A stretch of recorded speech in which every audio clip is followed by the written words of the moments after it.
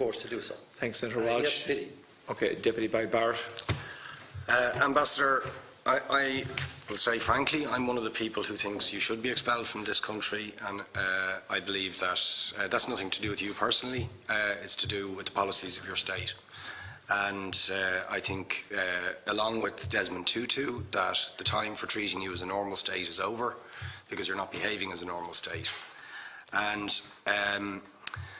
I just want to ask you questions, really, in relation to that contention. And I would just say, for the record, it certainly isn't motivated by anti-Semitism in my case. I mean, for example, when disgraceful attempts were being made to downplay the horrors of the Holocaust by people like David Irving, I brought a Jewish Auschwitz survivor to this city to organise meetings and get her on national television to remind the Irish people about the horrors of the Holocaust.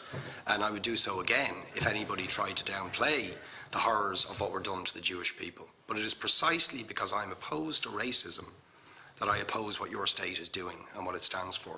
So I just want to ask you a few questions in relation to that. And I should also say, by the way, I lived for a year on Moshav Neot Hakikar in the Dead Sea in 1987, 2 weeks before the first Intifada broke out.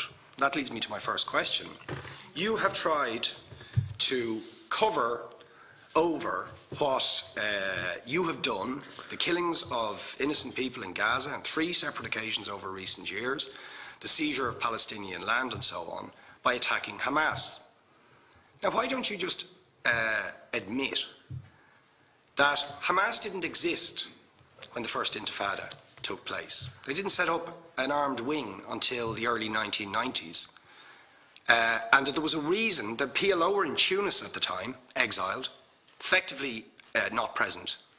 But the ordinary Palestinians rose up because you denied them basic rights. I lived there. It was apartheid. It was racism. It was endemic. It was rotten.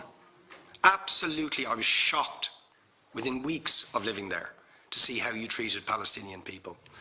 And isn't it the fact that the law of return, which is the basic law of the Israeli state, is a racist apartheid law because it confers rights on Jews that it denies to Palestinians? It allows, for example, if I was Jewish and had never stepped foot in Israel, I could claim citizenship there tomorrow, but 6 million people whose origins are in what you now call Israel, who were forced out in 1947 or 48, do not have that right. Isn't that part of the reason why the Palestinians are in dispute with Israelis? Because you deny them the right to return to their homes and to their land and to their villages, and that they have a legitimate claim, even under international law, to return, but you deny them that right. Why do you deny them that right? And why do you give that right to other people who have no connection whatsoever with the land, whether you call it Israel or whether you call it Palestine? Why do you continue to seize land, if you're serious about Oslo and the two-state solution? Why do you continue to seize land, which under that agreement is land designated to be Palestinian land? 500,000 people, most of which has taken place since Oslo. You allow that to happen. Why do you allow it to happen if you're serious about giving this land to the Palestinians? It's absolutely extraordinary. And it just, you must, are you not just taking us, Ambassador, for idiots? That you can say with a straight face, we're serious about peace, but while we're serious about peace, we're going to seize Palestinian land. And you expect the Palestinians to just sit back and do nothing about that. And the world to accept that that is an acceptable way to behave. And you asked earlier on, could we have some constructive solutions? Now you know what the Palestinian people have been asking for. Far less even than some people would ask for. Because I believe the whole apartheid system should be dismantled. But what they've asked for is to lift the siege of Gaza. Just to lift the siege of Gaza. Let them have an airport. Let them have ports.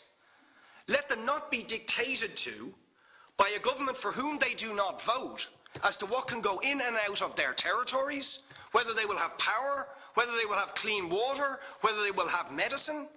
What makes you think you're allowed to have nuclear weapons and the 4th biggest army in the world and visit destruction on the people of Gaza, but they have no right to defend themselves. They have no territorial sovereignty over that land. Could you ask questions, please? How do you justify that? Yeah. All right. How do you justify those double standards? And very lastly, Ambassador, people like Bishop Tutu, Nelson Mandela, and I would certainly describe your state as an apartheid state, with different laws for people depending on their race or religion. Now, isn't that just the case that, for example, at checkpoints going into the West Bank, there's a channel if you're Israeli or European, and there's a channel if you're Arab, just because you're Arab. If you came into Dáil Éireann and they stopped you and said, "Are you Jewish?" "Oh no, sorry, you can't come in through the same entrance as Irish people or European people because you're Jewish," you would call that racism and apartheid. But yet, you practice that. You practice that with your checkpoints and your military barriers and your apartheid wall. How can you justify that? All right, thank you. Last